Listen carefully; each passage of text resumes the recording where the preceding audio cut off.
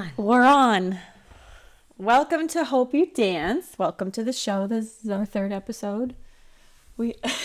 He just started shaking like a Oh, is he? lunatic. Yeah. Oh, well, Cody's a little nervous. He's nervous to be on the podcast I'm with us. He's nervous. Cody just got diagnosed with anxiety the other day. He did. Just yesterday, actually. Just yesterday. Poor baby. I know. So let's talk a little bit about how I know this lady next to me. Yep. We know each other well. We know each other pretty well. This is my mom. Hi. Her name is Wendy. Yep. So today's going to be a little bit different, but it's going to be a little bit cool because our first couple of episodes talked about the perspective from a dancer. And today we're going to get to hear from a dance mom. Dance moms. From a dance mom. That's exciting. Yes. I'm a dance mom. She's a dance But not mom. one of those crazy dance moms. No. I just told her today that everybody at work says that she's like the mom from Mean Girls. Yeah, I feel like that's not a compliment at all. She was a psycho. So no, I don't feel like that was a good compliment. Yeah, maybe that part. Maybe that part. Maybe like the silly part, but not all. I'm not a regular mom. I'm a cool mom. Well, that's true, but yeah. So tell me a little bit about your dance career.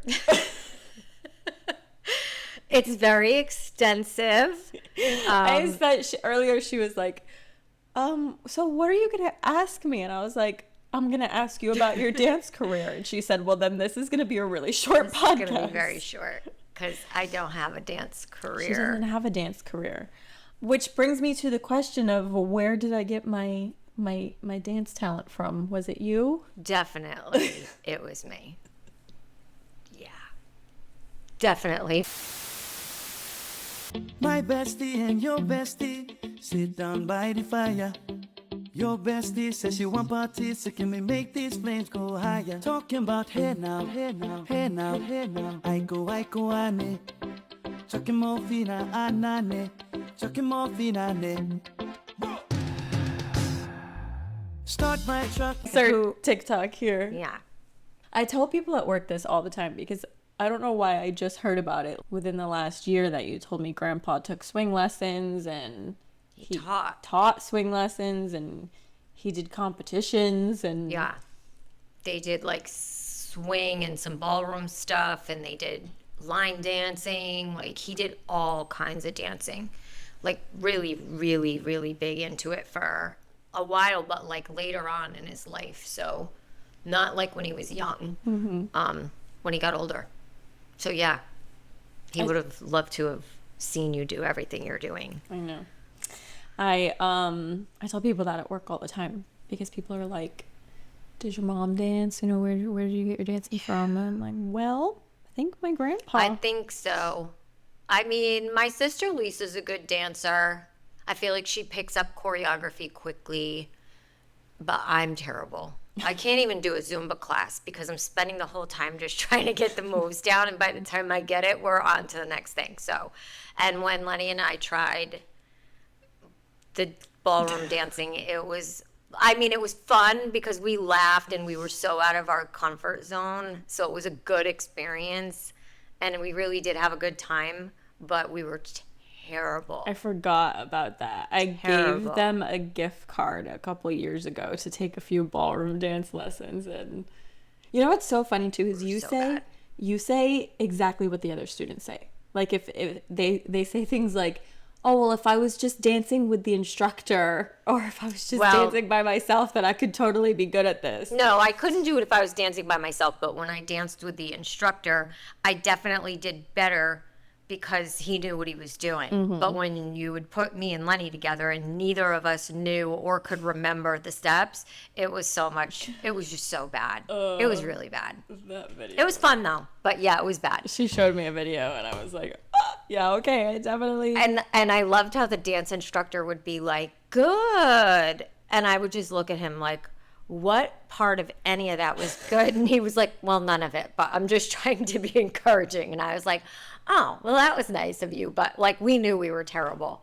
So it was fun though, because we didn't have anything to lose. Yeah. And it wasn't like we paid for the classes. So it was like, it was just for fun. Yeah. But it was fun. I've been dancing obviously my entire life. How did the idea of putting me into dance class actually come up? Well, I would say I should have dragged out pictures because I have pictures of you when you were like 2 and you were always like singing, dancing, jazz hands. Like, I don't even know how you really knew to do that, but like you were constantly doing things like that.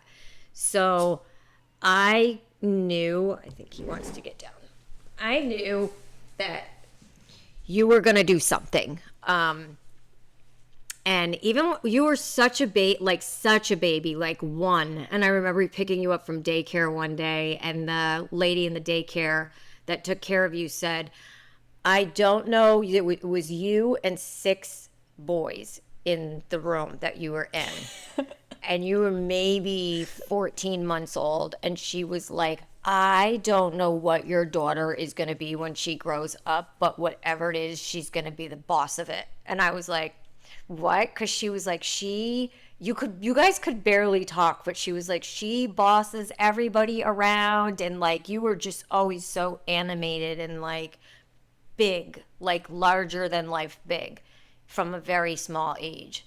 So that was some of it. I remember I put you in a talent show in Boston and you won the talent portion of it. Well, it wasn't a talent show, it was a modeling competition. And you were maybe 3 and you sang the Annie song and you won the talent portion of it. I remember that. And so, like, you weren't afraid to be on the stage. Like, that was just whatever. And then from there, we went to a fair. We went to a huge, huge fair in Massachusetts, and we saw Irish Thunder, and which is, you know, a huge Irish step dance production. And you were maybe 4, and you said, you know, I want to do that. And I was like, okay. So we signed you up at the Irish step dance studio. And you were like amazing, like immediately coordinated, amazing. You would win everything. And you did that for, I don't know, maybe 2 seasons. And then you were like, I don't want to do this anymore. So I was like, oh God, you were so good. And you had the red hair and the curly hair and the look and the whole, you were tall and thin and like even that little. And it was, you had the whole look for it. And then you didn't want to do that anymore. And then really the dance thing kind of subsided after that until we were signing you up for tumbling. And then you saw the junior cheer or the junior dance team at the cheer gym. And you really wanted to do that. And then they didn't have the program the first year. So then you started with cheer. And then you got hooked on cheer. And then you did end up eventually doing dance. So that was really how you kind of progressed into that whole song and dance. It's funny to hear that because I mean I remember doing like it was like a beauty pageant, wasn't it? It was a modeling. It was like pageant. A beauty pageant. Like it was, they were looking for children, like kids that could model, and so you had to do a couple different looks, and then there was a talent portion of it.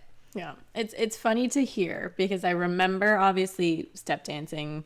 I remember doing the whole modeling thing, and then just to hear it from the beginning over the course of all the things that I've done and then ended up where I am now. Did you ever expect that I would be doing what I'm doing right now?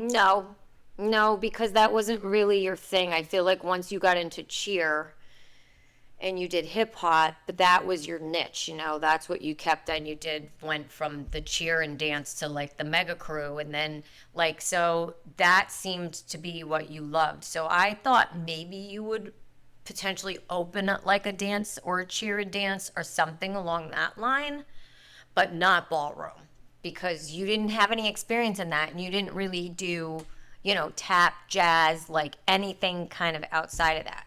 But we did used to go to Broadway Dance Center often when we were in Connecticut. And even when we've gone back, we've run into the city for the day. So you could take a couple lessons. And there you tried like different, you tried the ballet. And They said she was, what did they say? You were I dyslexic remember, or yeah, something. I was in like a beginner ballet class with one of my other friends. And they were hip hop dancers. And we were hip-hop dancers, They'd yeah. never done ballet before. No, it was a but beginner class. I remember the dance teacher being like, from across the classroom, Yeah. not even next to me or whispering to me, but I remember from across the classroom, her being like, "Are you dyslexic?" And I was like, "What? How old was I? 9, 10, 11?" You were probably a little older than that. I would say you were 12, 13 maybe. But I just remember guys were being like, teenagers. oh my God, like, no, Yeah. I'm not dyslexic. And But then what if you had been? I know, and I remember you saying you should have started crying and said yes, and Yeah, then maybe you would actually, have yeah. gotten the class for free. Maybe they would have given us our money back. Because it was so rude. I guess you were on the wrong foot I or don't something. know, and I don't know. remember being on the wrong foot. I don't know. Because I wasn't in the room, but I do remember that you guys coming out, both of you, like annoyed. Oh my God, yeah, I don't think I'll ever forget that. I to this day, so because people at work will be like, "Have you ever done ballet?" Like the students and everything, and I'm like, "No, but there is this one time." That was a great place though, like to go and train and learn new things. And then you worked for what was the other company in Melbourne? Oh, Nicole. Yeah. Yeah. And you did learn some like lyrical pieces and stuff Yeah. over there too. But yeah, no, I wouldn't have guessed ballroom at all. Like I was kind of shocked when you said you were going to do it, but I know. I mean, it's working out. It is working out, and I think it was easy to pick up just because I'm there every day having to teach it and having to learn it. So Well, I think when you're a good dancer, like a truly good dancer, you are able to just pick up. Like that's what differentiates really good, talented dancers from people who just kind of dance for fun or like, don't take it that serious. Is you have the ability to pick up choreography. Yeah. You always have. Somebody shows you something and then you can do it. And that's the part I cannot. I can't. Well, I think what's funny too is that comes from being a part of a team where you have to look exactly like the person next to you. Yeah. And in order for all of us to look exactly alike, we have to look like the choreographer. Yes. Right. So I've gotten really good at, okay, well, I need to look exactly like whoever the person is giving me choreography, because that's how I was trained growing up. Like you had to look exactly like the person next to you. Yeah. I think that was good training too. It's very different from other people, probably a lot of people in this industry's training, but I think the competitive cheer and dance prepares you for so many things later on in life. Just all of it, the whole experience. So, Yeah. but I think as a dancer, it was probably really good experience. So that moves into my next question pretty nicely. In what ways, negative and positive, how has it shaped me into the person I am today? Negatively, I would say there's not a whole lot I can think of negative other than the exhaustion where you have gotten and get burned out and tired. Like not so much like you're sick of it, just you're like physically exhausted. You've been emotionally exhausted. You're not good at losing. So I would say as the competitive side, not as a teacher, but as a competitor, I did not raise kids that are graceful losers. Not that they're not graceful, but that it bothers you guys like deep down. So I would say that's a negative impact. I think you've also doubted yourself when you don't get picked for something. You've tried out for things. You didn't get the job. You didn't get the position. You didn't. And I'm always like, you have no idea though. Like they could have not wanted another redhead. They maybe needed somebody, who know, you never know. It's so subjective what they're looking for ever. So, and then you internalize those types of things. And it bothers you. So I would say that's kind of strength building though. So I hate to say that it's completely negative, but I do think it's a little, you've gotten down on yourself at times with that. The exhaustion from the amount of practice and the amount of time that you have to put into it in certain aspects can be kind of negative in that way. But again, it's hardworking, so it's kind of got its good and bad. I mean, when I was part of the mega crew, Yeah, that was, yeah. Weren't going to practice till 10 o'clock at When we night. were I mean, starting even when practice, you that's were it. at Extreme and you were on the co-ed team, oh my God, right before we went to Vegas and our practice went until what, 4 in the like morning? you'd finish practicing in Melbourne and we'd have to get in the car and drive to Orlando, an hour away, at like 10 o'clock, and you'd practice till like 2 in the morning, and you were still in high school. And I was sleeping in the car and like driving you and your friends. Like, it was a lot. It was a lot. But I think it was worth it because in the end, you reached your goal. Like, you wanted to win worlds, you guys won, all of those things. So I think there's way more positive that has come out of your dancing than negative. The friendships you've made, the coaches you've had. One of your first coaches, AJ, had such an impact on your life, and I think that whole situation was so hard. And but For a little bit of context, I had a dance coach. I mean, she was my first like hip hop, she was your first, yeah. my first hip hop Hip-hop. teacher, and I did the whole Irish thing, and I liked that, and then I stopped doing it. But then I really, really divulged myself for years into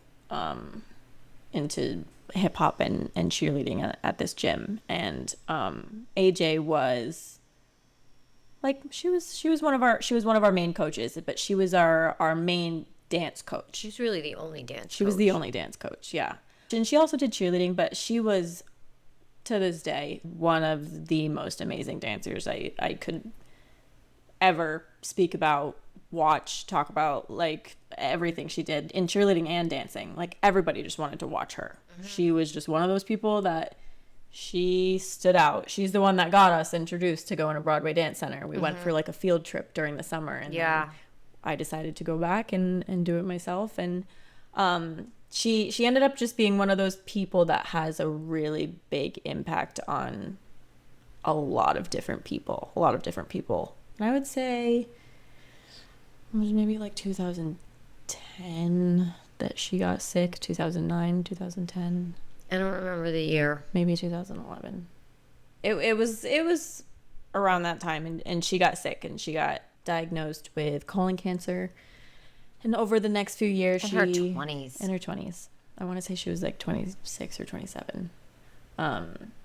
And over the course of like a couple years, she got more sick, and she was traveling, trying to get treatment, and she did end up passing away, which was probably one of the hardest things, like, ever.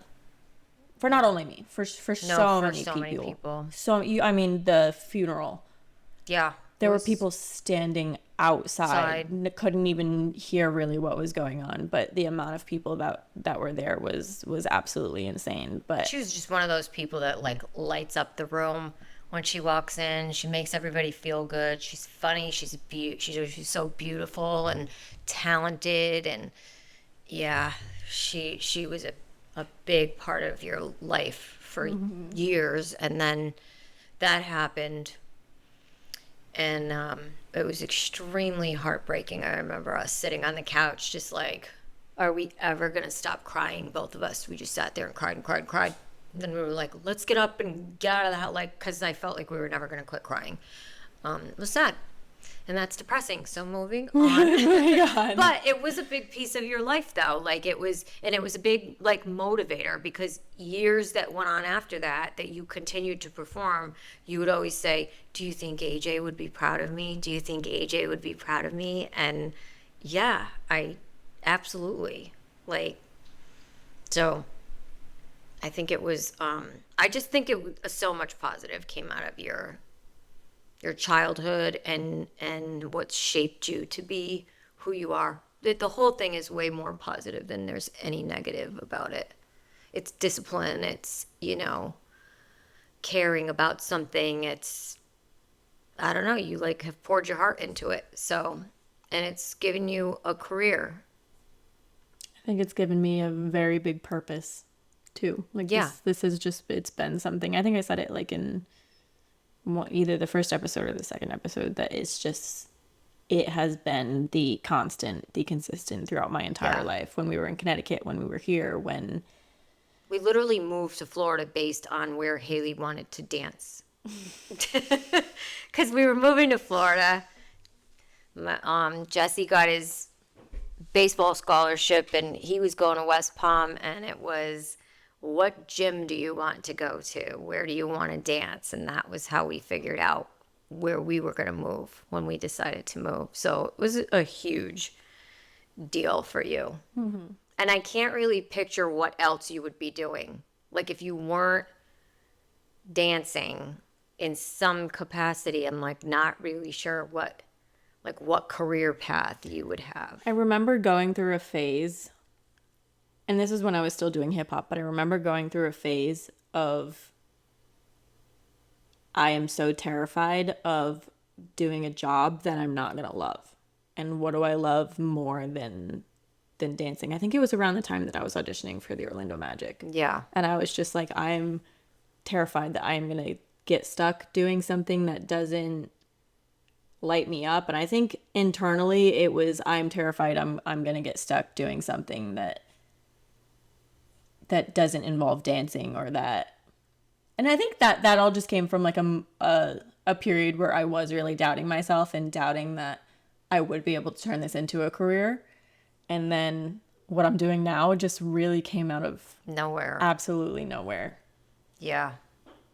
I felt like, well, I feel like we're in a good place if you wanted to do some sort of entertainment because, there's Universal, there's Disney, there's like, I feel like you could have found a niche in something. Like you had the tumbling, you had the dancing, like you could act, you're funny, like all of the things. So I'm like, I feel like you'll find something. You worked in that theater for a little bit.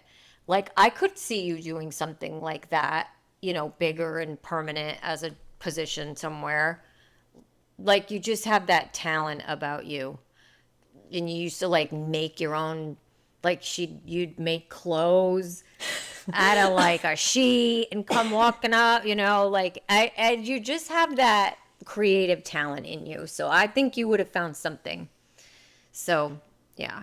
It's funny just to see that like it did actually all Everything led to the next thing. worked out in the end. And I mean, I genuinely love the job there are days that are exhausting, but I genuinely love the job that I'm doing right now. And I get to perform and I also get to teach. And I almost get the security of the everyday job while also getting to travel and compete and perform. And it's like the best of both worlds. Yeah. Yeah, that was a good find. Good Find. Good thing to even go there and apply for a job. I know, and I remember just being like, I'm just gonna go and see what she has to say. Because it was like, you don't know anything about that, but okay, try it. Yeah.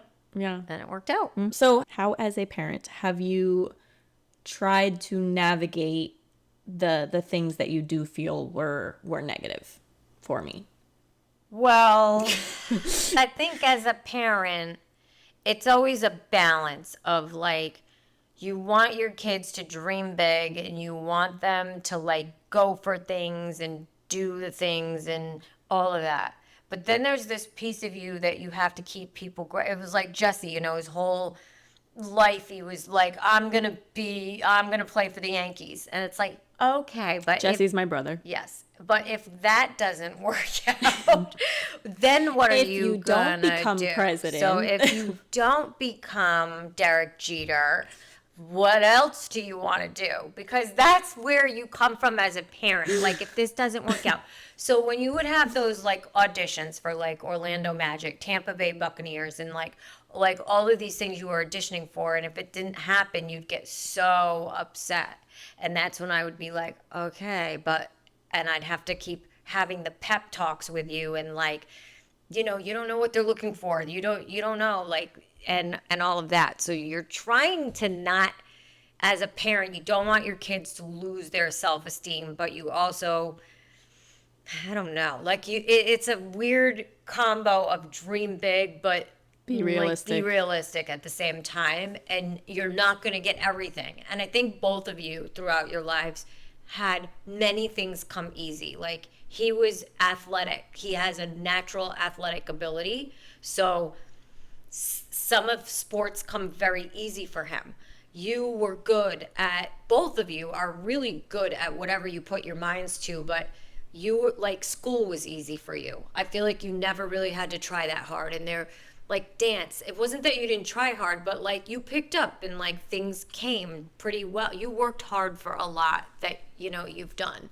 So there's always, as a parent, you're like, you want to guide and you want to like, but you also want to set your kids up for reality as well, because, you know, I mean, not getting things is part of life, but it is hard at the same time to see your kids. You want them to get everything they want to get. So, I mean, really, that was only the negative. That was really the only negative thing. I mean, as far as you were concerned. I think we had a coach like a couple weeks ago when I was at Joya's camp, and she said something. I think the reason why dancing in particular is so difficult is because it is so subjective. When I was cheerleading, it was okay if your stunt fell. Right. It was very clearly Yeah. you were probably not gonna win. Right. Right. Where when you're at competition and there's 10 different judges on the floor and it's do they like your footwork or your frame better, or you know, do they think that you're better than this person? There's no scoring. There's no scorecard. Right. There's no system. And she said something the other week that was, you chose this sport and you know that this sport is subjective. So you agreed to put yourself on the line in order to be subjective. And I think that in entertainment in itself is one of the hardest things, is that you're putting yourself out there to say, do you like what you see? Right. Is what you see good enough? And a lot of the times you hear no. Right. It's a rejection. It's no different really than singing, acting, modeling, like any of those things. You never know what's gonna happen with those. So it's probably the worst part of it. Like I said, you're not a good loser. Like if you don't get it, if you're like, I don't know what I even could have done better, and you always want like the feedback and the like, tell me what I could have done better. And sometimes it's like, I don't even know. Like you would get, well, I thought you were great. I don't know. Somebody else must have, you didn't really get a solid answer. And sometimes it's just a no, and you don't get a reason why. So I think it probably is one of the most negative things about it, because there's not always going to be the reason. Yeah. But as far as that goes, like I don't feel like it was a hard job, like any of it. Like I had a hard time doing your hair. Those were the hard parts about it. Crazy hairdos, the mohawk of whatever that even was. I was like, I can't do this, and you'd be crying, and I'm like, oh my god. You'd be yelling at me to shut up, to stop crying. I'd be getting somebody else to do your hair. I was like, this is ridiculous, but yeah. Oh, that's funny. Okay, so what were some of the challenges of being a dance mom, other than the hair? The hair, the makeup, practice, the driving to practice. It was like I would work all day, and then it was almost like my work day would start after work, because I'd have to run you guys around. And your practices sometimes, especially once you started getting older but not driving yourself, were so late at night. So that was hard. That was a challenge. I think, like any other sport, sometimes the other parents are a challenge. They think their kid's the star, and you have to just sit there and go, like, and listen to that, like how amazing other people's kids are. And you're like, okay, like, great. Fighting over front and center on a big team, like placements. That was another challenging thing, because I do remember you complaining about like being like too far back or off to the side or whatever. And yeah, that got annoying when you thought you deserved a better spot. And sometimes you did, but I was never really the parent to go in and be like, why is my kid in the back? Like, but you'd hear other parents constantly complaining. So that for me was a little challenging, because I would just be like, quiet down. Like, I mean, they're all on the same team at the end of the day. Like, Other than that, I don't feel like it was that challenging. I think it was fun. Like, we had a lot of fun because there were a lot of people, a lot of parents, a lot of the kids. I loved them. The traveling around could be exhausting and expensive, but it was also fun at the same time. It was something we did together. I don't know. I don't really feel like there was a whole lot. I remember there was a very big period of when I was like dancing and cheering where I was so nervous. I could not eat. I was sick to my stomach, but I remember the only thing I would eat. Do you remember the only thing I would eat? Yeah, strawberries and whipped cream in the morning. Because you'd have a nervous stomach in the morning until you performed, and then you would eat. Yeah. I just remember it was like every time we would get to the hotel on Friday, and then, all right, let's get some strawberries and whipped cream, and we'd For the morning. stick them in the fridge, and then that was what I ate in the morning. Yeah. Well, you were never a morning eater to start with, so, it was always, but you had to eat something because you were going, which that wasn't really fuel now that I look back, but yeah, that was at least something because you never ever wanted to eat. Mm-hmm. So I guess that was a little bit of a challenge. And you were never a morning person, and you used to have to compete so early in the morning. Get up at 6 a.m. and then compete at and then 7 a.m. and then cheer at like 10 o'clock at night. Mm-hmm. So it was like, oh my God, that was long days and tough. But I feel like we had other parents and other people in the same boat, and we had a lot of friendships come out of that. And, I loved your coaches. Like, I don't know any of them that I didn't. I mean, I had to have a hard conversation here or there with coach, a couple of times, but yeah, no, it was a good experience overall. I feel like it really was. I feel like it was positive. A lot of good came out of it. I don't have any really like complaints or bad feelings about it at all. Okay. Well, so you mentioned some of them, but what about some of the best parts about being a dance mom? I think, getting the glory of it all is watching your child perform and be great and like really good at what they're doing. And you've achieved little by little, like every goal I feel like you set for yourself, you achieve it in some way, shape, or form. I mean, after AJ died, you were on a mission to win worlds. Like, it was, you just wanted to get it done, and you did twice, and that was amazing. And even in ballroom, like, you set the goal to get top 5 or top 3 or whatever it was, and then it was the goal to win. So like, anytime you get to see your kid be great and like achieve something and be amazing is so rewarding and satisfying as a parent, because you helped in some way for them to get there. Like, I didn't put in the actual work, but I do look at it as like, well, but I drove you there and I paid for that, and I sat in that gym with you as many hours as you were in the gym at times. And so I do feel like you contribute as a parent to that. And when it all kind of comes together and you're happy and you feel successful, and like, you were so emotional at Worlds when you won, and so was I, because it was just such a big thing. And those are like the moments that you live for as a parent. Those are the positives of that. And then I just think too, like, the fact that you've been able to make a career out of it at the end of the day is a huge positive, because it's something that you love and you're still getting to do it as an adult. Mm-hmm. So that's a good thing. Yeah. It's a good thing. It's good stuff. It's good stuff. It's a good find. It's a good find. That was a good find. It was a good find. The whole dance thing was a good find. The whole dance thing was a good find. I don't really know what else you'd be doing. I don't know what else I'd be doing either. I've thought about like maybe something with writing, but I have no idea. Or if we never moved down here, sometimes I think, well, actually, I would definitely be still at the gym if we never moved down here. Yeah, you'd still be there for sure. Yeah, you'd still be at the gym. Yep. I don't know what I would have went to college for, but I would definitely. Well, you didn't even want to go to college. I feel like I forced you into doing that. I honestly, it worked out well with the whole entertainment management degree. Well, that was the first year they offered that. Was the first time when you enrolled to take entertainment management. That wasn't even a major. Worked out nice. So that did work out nice. But I just wanted you to have your degree in case, you ever need a job. Most of the time they don't even care what your degree is in as long as you have it. So at least you have it now. So if you ever do go get any other kind of job, I don't know. I can't picture you in like an office or something like that. I don't know.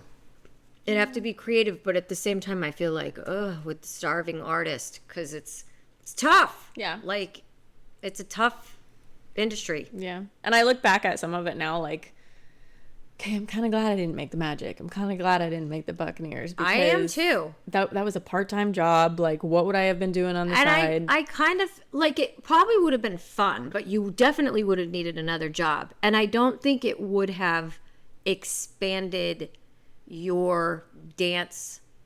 It wouldn't have enhanced your dance career in as far as learning something completely new outside of the box. Because you did do what was the team you did? The Rays. Yeah. So you did that. Yeah.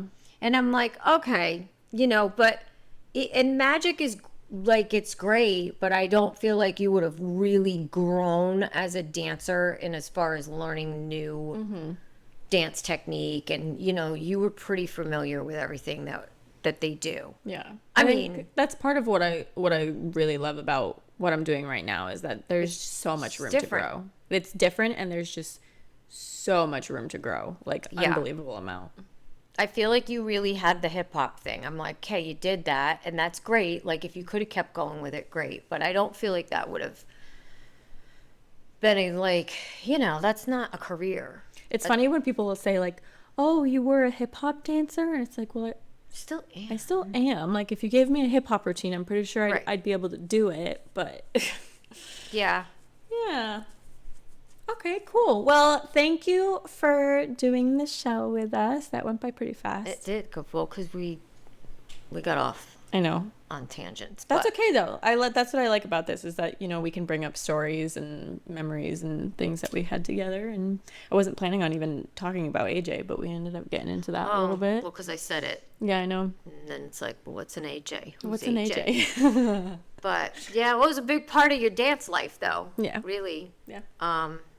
So yeah, well, I'm proud of you for this, and I think it's going to take some time and consistency, which I'm sure you will do. Mm-hmm. And so Yeah, I'm excited to see where it goes. And thank you for doing this with Yeah. me. It's a little different than our other episodes. I thought it would be kind of cool to just See chat how it about all started. the life of a dance mom. Dance mom. But yeah, make sure you guys tune in, subscribe, share, do the whole thing, and we will see you on the next episode. Bye.